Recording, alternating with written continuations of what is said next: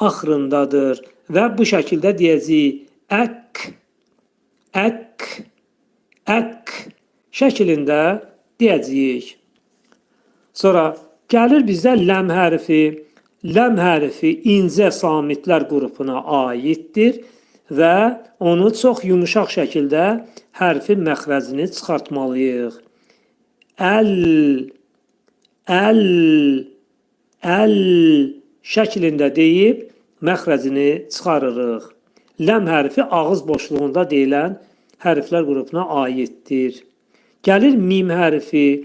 Mim hərfi Azərbaycan dilindəki olan m səsi kimi deyilir və ərəb dilində biz bunu ifadə edəndə mim hərfini deyib ağzımızı mütləq yummalıyıq ki, hərfdə qəlqələ xüsusiyyətləri olmasın. Əm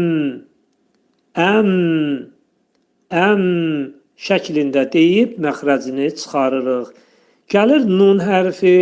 Nun hərfinin məxrəci burunda açıq şəkildə, izhar şəklində çıxarılır və bu cür şəkildə deyilir. Ən şəklində deyəcəyik. Sonra gəlir vəv hərfi. Vəv hərfinin məxrəci dodaqlarımız qönçə şəklini alaraq vəv hərfini deməliyik. Burada əslində bu